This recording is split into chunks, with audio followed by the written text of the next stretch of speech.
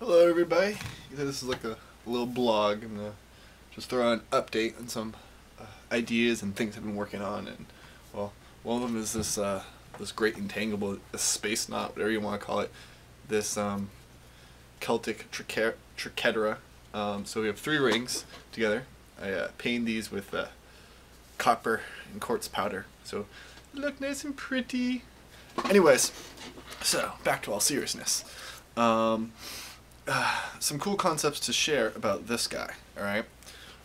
One is the light matrix, which is a 18 by 3 grid. It moves in 18 steps, otherwise, the light axis. Well, what's interesting is, as I've talked about, that was with 3 number maps, and technically, you can mix those number maps up. You could have all the same, all different. You could have 2 of the same, 1 different. And when we do that, it gives you 10 possibilities. 10 possibilities with 8 different vectors, patterns it can create. Well, what's interesting is we were making these with a triadic coil. Now there's the anti-triadic coil, which also looks like the triquetera. And you can create the flow with that. It's the antithesis of it, which also creates 10 options. So what happens? You got 20 options. 20 options by an 18-step pattern. 20 by 18. 20 by 18 now. Does that sound familiar to anybody? Because it sounds awfully familiar to me. Oh, you know what? Oh! I got something to show you. Here we go, here we go. Live example. There we go. Alright, there's your 20 by 18. Right there. Because guess what 20 by 18 is? It is 360. It's in the Mayan long count. It's also in the exclusive long count that Ian Lungold uncovered. And I also found the 13 tones hidden within the Fibonacci sequence. So, what am I getting to? Oh, let's fix all that. So what I'm getting to, alright, with all this is we're making connections with Vortex mathematics and the Mayan calendar. Mayan calendar relates to fractal time. What we're seeing in the Vortex mathematics is fractal time. And so we're creating all these potentials. Alright, we're creating fractal potentials. And the really interesting thing, when you tie this all together, is saying, what's exactly happening with the Mayan calendar? Okay? Well, if you look at Ian Lungold's work, okay, and which is based on the 18 by 20 structure, all the cycles, 9 of them, interesting enough, 9 cycles. 9 cycles all come to an end October 28th, 2011, which will be 260 days away, February 11th. Because the Tolzian calendar, which is 13 by 20, the 260-day calendar, that the new year for that, you could say, is February 11th, and then again October 28th. So the Tolzian calendar lines up with Ian Lungold's calendar. He discovered, and basically, like in the Mayan number code or date structure for his calendar would be 9/13. So it all lines up on October 28th. The Tolzian calendar resets, and then from October 28th, 2011 to December 21st, 2012, I said before it was 400 days, and somehow I made a huge miscalculation, and I reconfirmed it. It's exactly 420 days for all you smokers out there. But 420 days. What's interesting is 420 days between October 28th and December 21st is exactly the golden ratio of 260. So 260 times the golden ratio is 420. It's like 1.615. It's damn close, 6.18. Or 1.618. And so the golden ratio of the Tolzian calendar, their most sacred calendar, away from this end date, is the winter solstice. So you have all these cycles really playing around. A big interesting one though is October 28th, 2011, and what transgresses after it. I really feel like it's the period between October 28th and December 21st that's going to be exciting. That's the exciting one. And so back to, like, how could this guy help? Alright, one idea I want to seed and throw out there was, what if there is pole shift? Okay, what happens if our planet experiences pole shifts, the magnetic poles shift? Okay, some crazy things could happen. One is in my understanding, the Earth will come to a halt. Your vortex engine, what's causing it to rotate, stops. It's resetting. It's flip-flopping. And so in that period, it comes to a halt and starts spinning back in the other direction, where, you know, the Earth stood still for 3 days. And you could almost think of, you know, if it did happen to December 21st, I'm not saying necessarily it would be, an interesting scenario is that happens on the 21st. 3 days later, it reaches, you know, full momentum spinning back in the other direction. And it was the talk of, you know, moving us from masculine energy into feminine energy. It'd be interesting to think about, though, what if it was moving from feminine energy into masculine? And because we're leaving the feminine energy, that's why all these negative things are, you know, happening, so we're about to flip-flop into the masculine energy. And if that was the case, and you did want pole shift, could we prevent pole shift? Could we build things like these on vortexes on our planet and make pathways for ley lines on our planet and try to restore those magnetic ley lines to rebuild the Earth's magnetic field? Could we do that as a species? Do we even have time as a species to do that? But it's an idea to think about. And so, let's talk about this a little bit more. So, one idea in terms of how this works, okay, is say you align, we got the North Pole coming, or the North magnetic energy coming from this direction right here in front of me. Say it comes and it hits this point. Well, you got something called vortex shedding that starts to happen. And you'll get two vortexes splitting off either side, which creates a vortex street.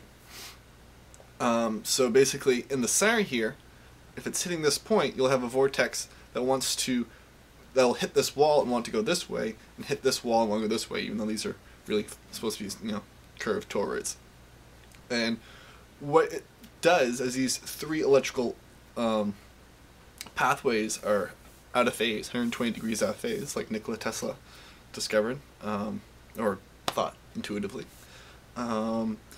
It creates sort of a valve for directing energies and colliding the opposing energies. In the center is what it seems like. I haven't fully been able to, you know, ratify this in my mind exactly what's going on. I'm trying to do particle systems in Maya to create a dynamic system to show exactly what's happening. And what you can sort of imagine as one of these guys spinning, to explain how I'm creating this in a dynamic system, is in one of these toroids you have two vortexes I create in the dynamic particle systems. One spinning one way, one spinning the other. Then these rotate around the toroid, because that's what's happening in the mathematics. So it's creating two opposing magnetic fields. And that's essentially what's happening when a substance hits the edge of the toroid. Is you're getting this vortex shedding, but we're working with magnetic substances. We're not working with pure liquids. So there's a whole different phenomena going on. Because this material, say it's diamagnetic, it wants to push the magnetic field out or have it curve around it. Is that causes a magnetization, a weak magnetization, diamagnetic magnetization in the material.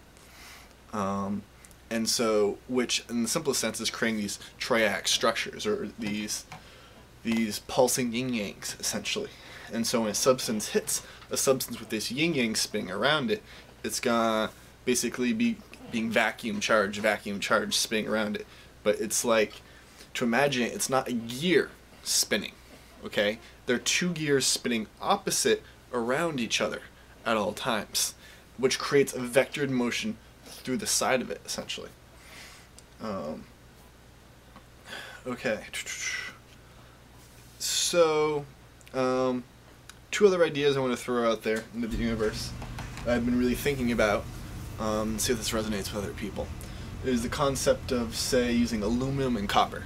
Now, aluminum and copper are interesting. I've brought before how the conductivity difference between them is the golden ratio.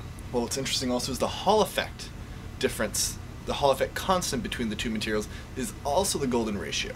Another interesting thing is aluminum's paramagnetic, 16.5 CGS units, can't remember what's the exact unit, while the copper is out negative 5.46. Roughly the difference in terms of magnetic strength, one being like you could say white hole and one being like a black hole, is 3.02. So 3 times difference. So the aluminum is 3 times more likely to absorb energy than the copper is able to put out. And so what's interesting to think is if say you have 3 of these, or 4 of these, okay? 3 in a triangle and 1 in the center. The 3 on the outside are copper, while the 1 in the center is aluminum. Now what happens is when this is exposed to a magnetic field, the copper one, okay, it's going to be pushing it outside of it, and the energies are going to feed off each other, okay? The copper is going to have an internal magnetic field. It's going to have its own internal flow. It's going to be white hole energy, essentially. And it's going to be feeding the external magnetic field on the outside, okay? And so you have these 3 copper knots on the outside feeding, they're basically taking the Earth's magnetic field. That's the best analogy. It's just, we're going to talk about Earth's magnetic field, external magnetic field, and put it into a drain and feed it, and concentrate it and focus it, and it's really where you get your 0-point energy is from diamagnetic substances. And they're going to feed the magnetic field. They're going to strengthen it and focus it through several different properties.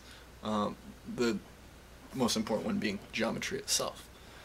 Now what happens is when those 3 diamagnetic substances feed the magnetic field, the aluminum is paramagnetic, okay?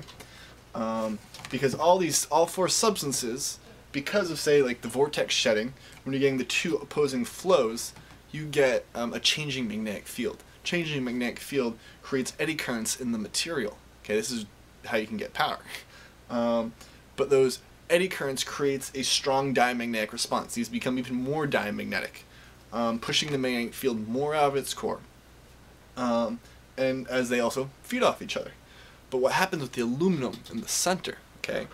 The aluminum, because it's paramagnetic, but it's also a conductor, okay? And this is the theory I've been trying to relate to. Why do they use aluminum to best demonstrate levitation of the strong diamagnetic response effect to a changing magnetic field in a conductor? They usually levitate a piece of aluminum. And it's because aluminum is a paramagnetic conductor. So what happens here instead is the aluminum has its, this was aluminum, okay, there'd have its own 3 distinct magnetic fields, just like the diamagnetic copper. However, its intrinsic magnetic field is feeding off the external magnetic field. It's not creating its own magnetic field, it's feeding off the external one. And so if you have the aluminum one in the center, it's going to feed off of all those 3 other magnetic fields, and concentrating it in the center. And that's a phone call I'm going to have to take. And otherwise, it's been great, and you have a good one. Ciao.